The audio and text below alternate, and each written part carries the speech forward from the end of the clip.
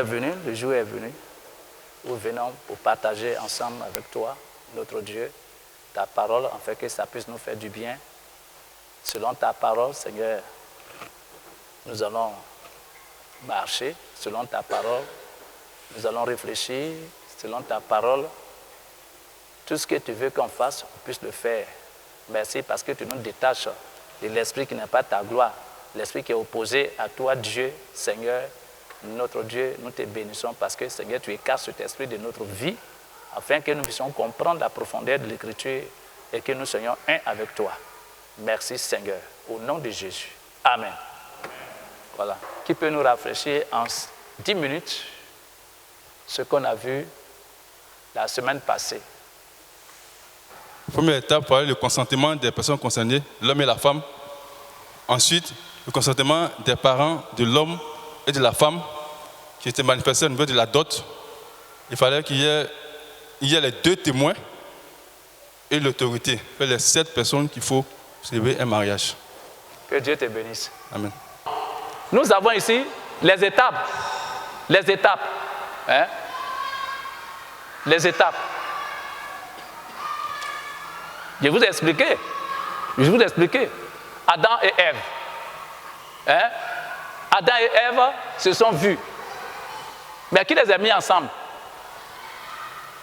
Voilà Adam et Ève. Il dit voilà l'os de mes os et la chair de ma chair.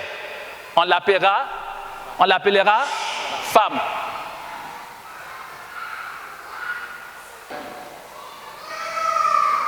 Ça fait combien de personnes?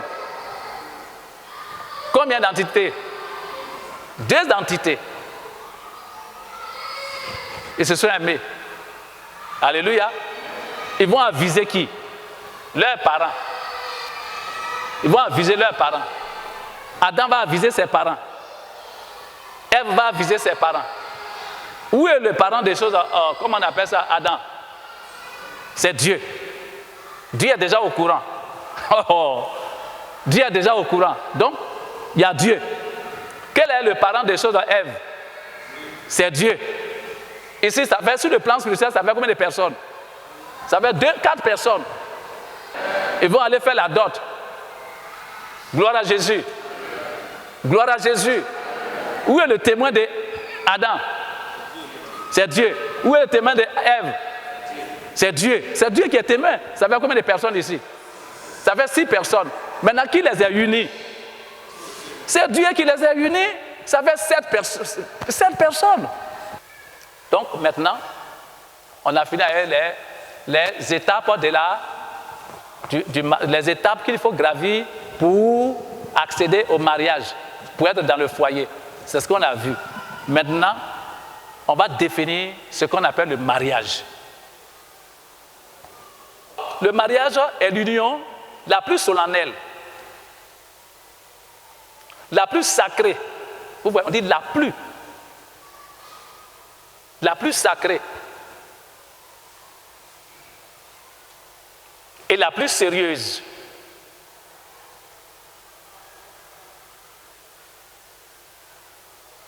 Le mariage est l'union la plus solennelle, la plus sacrée et la plus sérieuse que contractent 2 personnes de sexe opposé. Sexe opposé, ça veut dire quoi? La femme et l'homme. Pardonnez-moi. L'homme et la femme. L'homme a été créé premièrement. Et c'est après ça que Dieu a créé la femme à partir de la côte de l'homme, qu'il a fait endormir.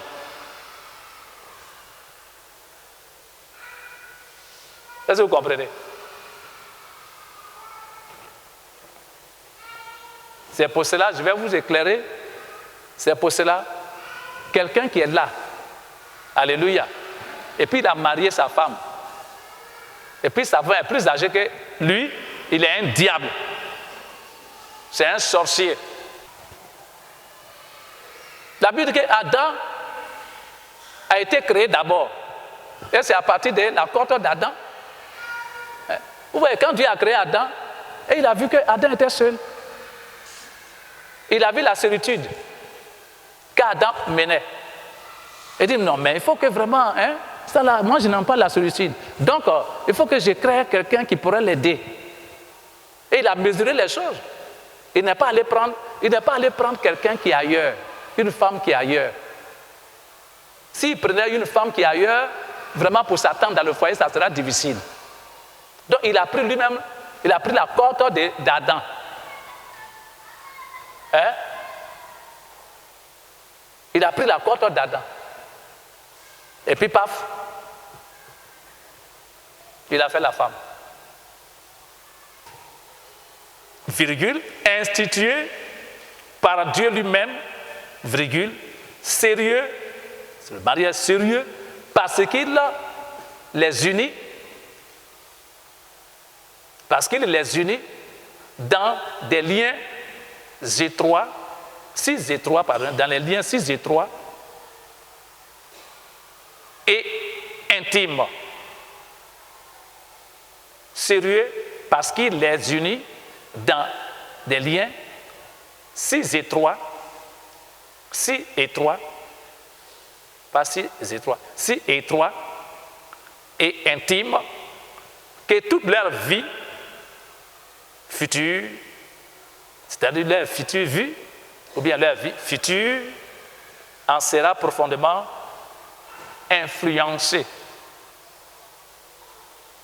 Tu viens à la ligne, point à la ligne, ignorant ce que l'avenir leur réserve, virgule, les deux, ignorant ce que l'avenir leur réserve, ils s'engagent à se supporter dans la richesse, ils s'engagent à se supporter dans la richesse comme dans la pauvreté.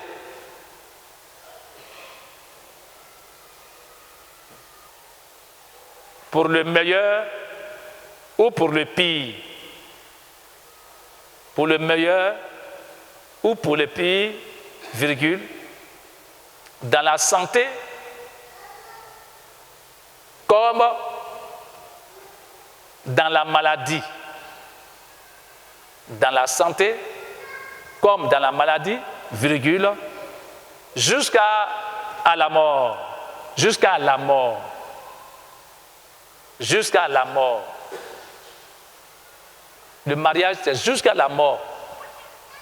On ne se marie pas pour divorcer. Si tu divorces, tu ne dois plus. On va lire le livre des choses, comment on appelle ça, de Marc. Marc 10, le verset 6, à partir du verset 6. Mais au commencement de la création, Dieu fit l'homme et la femme. Il fit l'homme et la femme. Oui, allons-y. C'est pourquoi l'homme quittera son père et sa mère et s'attachera à sa femme. Et les deux deviendront une seule chair. Voilà. On dit les deux deviendront une seule chair. Si l'homme quitte son père et sa mère, ça veut dire aussi que la femme doit quitter aussi son père et sa mère. Quand on est unis là, à faire des parents, il faut cesser ça. Cela ne veut pas dire que tu abandonnes tes parents. Il faut mettre une barrière. Et cette barrière-là, ce n'est pas dire non, mes parents ne sont... Non, tes parents sont très importants. Mais laisse-les vivre. Toi, vis ta vie avec ton mari. Vis ta vie avec ton mari. Vous avez des projets. Vous devez toujours être ensemble. On va fouiller la parole. Je vais aller doucement. On va fouiller la parole de Dieu. Où Dieu a dit que la femme ne doit pas quitter l'homme et l'homme aussi ne doit pas quitter sa femme. Si l'homme n'est pas d'accord là, tu ne dois pas partir ailleurs. Et si la femme aussi n'est pas d'accord, toi aussi tu ne dois pas partir ailleurs. Mais avant de partir là, il faut que ça soit sur votre consentement. Il faut qu'il soit à l'aise quand tu t'en vas. Mais chaque jour, je mets chez mes parents. Chaque jour, je mets chez mes parents. Ça, c'est femme. L'homme aussi, oui. Ses parents là, ils viennent. Ici, là, c'est mon petit frère.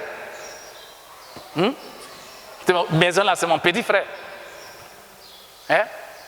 Mais c'est ça qui a fait qu'il y a mort.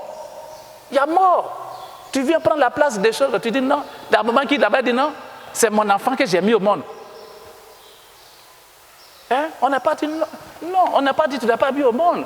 C'est lui qui a fait les dépenses. C'est vrai, c'est comme ça se fait. Mais laisse l'enfant vivre avec sa femme. Quand tu viens là, ta place là, ça est là. Vous êtes dans le foyer, vous ne prenez pas, hein, les hommes ne sont pas là pour prendre leurs responsabilités. Les femmes aussi, elles ne jouent pas leur rôle. On va voir tout ça, hein, dans le foyer. Hein? Les femmes ne jouent pas leur rôle, les garçons aussi ne jouent pas leur rôle. Et le diable vient, hein, il fait ceci, il fait comme ça, il fait cela. Si ce sont tes parents, de nos jours-là, qui ont choisi ta femme, tu as un problème. Toi-même, tu ne l'aimes pas, ce n'est même pas de Dieu, et puis ils ont choisi. C'est une sorcière, elle est là pour te ruiner. Mais quand c'est toi-même là, ça vient de Dieu, et puis tu choisis dans la paix, tu es un, vous voyez, on ne vous pousse pas, on ne vous oblige pas. Mais vous êtes deux, à savoir que, où on est quitté là-bas, c'est loin. C'est vous qui savez ça, c'est tout. Maintenant même dans le foyer, si c'est la maman de la femme même là, il faut lui parler, c'est toi qui es le propriétaire de la maison. Il n'y a pas à faire dire non, c'est de son côté. Non, fais pas ça, c'est toi. Parce que le foyer t'appartient. Ça, je vais vous éclairer. Le foyer appartient à l'homme. C'est à l'homme que Dieu a donné le foyer pour diriger le foyer, selon l'esprit de Dieu. Ce n'est pas la femme. Mais il dit, la femme et l'homme et la femme viennent de Dieu. Si moi je viens de Dieu, que la femme vient de moi, c'est que la femme aussi vient de Dieu. Si moi je suis de Dieu, que je fais ce qui est de Dieu, que la femme est créée à partir de moi, ce que je fais là, la femme aussi doit faire. C'est pour ça qu'on dit, nous sommes un. Il faut qu'on vous éclaire. On ne sait pas ce que l'avenir nous réserve. Mais nous savons que, étant dans le Seigneur, Dieu, il est un Dieu de réussite. À tout prix, on va réussir. Mais pour pouvoir réussir, il faut se baser sur les principes de Dieu. Les commandements de Dieu. Il ne faut pas mélanger les commandements de Dieu et puis les commandements de l'homme. Souvent, on les mélange dans le foyer et ça envoie des problèmes. On les mélange. Mais on applique nos sentiments, nos désirs dans le foyer. La Bible dit ici quoi? Ignorant ce que l'avenir leur réserve. L'avenir là, on ne sait pas ce que ça nous réserve. Mais nous savons qu'étant dans la maison de Dieu, on sait que la Bible a dit quoi? Jérémie 29 à partir du verset 11. Il faut le dire, la Bible dit quoi? Hein? Car je connais les projets que j'ai formés sur vous. Vous voyez, on dit, ignorant ce que l'avenir leur réserve. On ne sait pas, hein? Mais la même Bible a dit quoi? Dieu dit, il nous a fait quoi? Il connaît les projets. Il connaît les projets. Par la parole de Dieu, il dit, je connais les projets que je vous ai. Que j'ai formés sur vous. J'ai formé sur vous. Dit l'Éternel. Maintenant, quel projet? Quel projet? Quel est l'avenir? Quel est notre avenir? Nos projets là, ça vient de Dieu. C'est quel avenir que nous avons? Projet de paix. De paix, on sera en paix. Et puis quoi encore? Et non de malheur. Afin de vous donner un avenir. Afin de vous donner un avenir. Un avenir. Et de l'espérance. Voilà. Amen. Donc l'avenir là, ça nous réserve des bonnes choses. Parce que nous sommes en Christ. Hein? Il dit, il s'engage et se supporte dans les richesses. On se supporte. Quand on a l'argent là, nous tous on mange. On fait les dépenses. Tu ne dois pas embrouiller ta femme en train de payer facture. Tu ne dois pas l'embrouiller en train de payer choses, comme on appelle ça. On n'a qu'à se partager. On dit une aide. Donc toi, tu n'as qu'à payer ça là. Toi, tu payes courant, tu payes l'eau, et puis moi, je paye maison. Qui est chef? Qui est chef? Qui est chef? Mais la femme aussi, elle doit savoir qu'elle doit les... Qu'est-ce qu'elle fait pour l'aider? Quand tu es auprès de ton mari, puis tu ne fais rien là. Dieu, il y a un livre qui est en haut là-bas, hein? Un livre de souvenirs. Et allez, il y a un livre de vie, puis il y a un livre de souvenirs. Les actes que tu poses ici, là, Dieu écrit ça dans l'église. Dans l'église, tu es église. Les actes que tu poses là, il écrit. Il écrit. Des bons actes, il écrit. Hein? On doit se supporter. Pas dire non, ma femme, elle est caprice. Elle est capricieuse. Elle est ceci. Elle ne peut jamais changer. Quand tu dis elle ne peut jamais changer, c'est que toi, tu ne peux pas changer aussi. Hein? Ben, ce que tu penses là, c'est ça qui reflète ta vie. Ce que tu dis là, c'est ce qui reflète ta vie. Sur la personne. Si elle ne peut pas changer, c'est que toi, tu ne peux pas changer. C'est l'homme qui change l'homme. Hein? C'est la parole de Dieu qui change. Parce que la parole de Dieu, c'est Dieu lui-même. Et c'est lui qui est capable de changer une personne. Et on est venu pour qu'on change à partir de la parole de Dieu. Ce que tu écoutes là, qui vient de Dieu là, c'est-à-dire ce que tu écoutes, c'est la parole. Et c'est cette parole-là qui te change, qui te transforme. Si vraiment tu as envie d'être transformé. Maria est là. Il n'y a pas à faire, je vais la laisser. Vous êtes collés. Vous êtes collés jusqu'à la mort.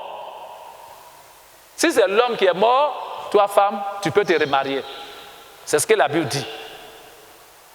Si c'est la femme qui est morte, toi l'homme là, tu peux te remarier. Mais tant que l'un de vous n'est pas encore mort, que vous êtes séparés, c'est jusqu'à la vie. C'est jusqu'à la vie. Parce que quand il voulait la marier là, ce n'est pas quelqu'un qui s'est introduit dedans. Il y a corde au cou. Alléluia. Corde au cou.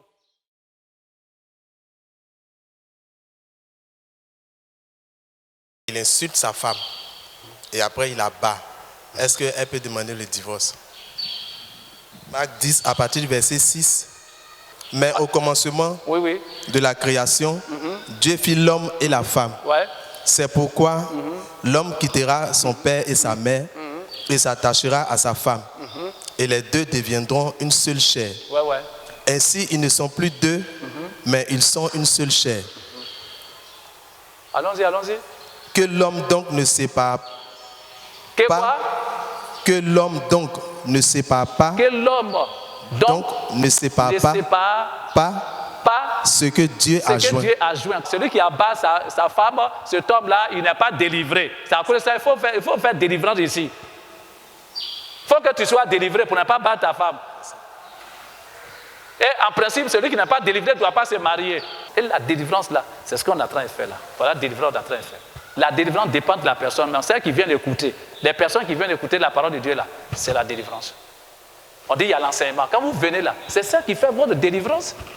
J'aimerais poser une question ici. Oui, allons-y.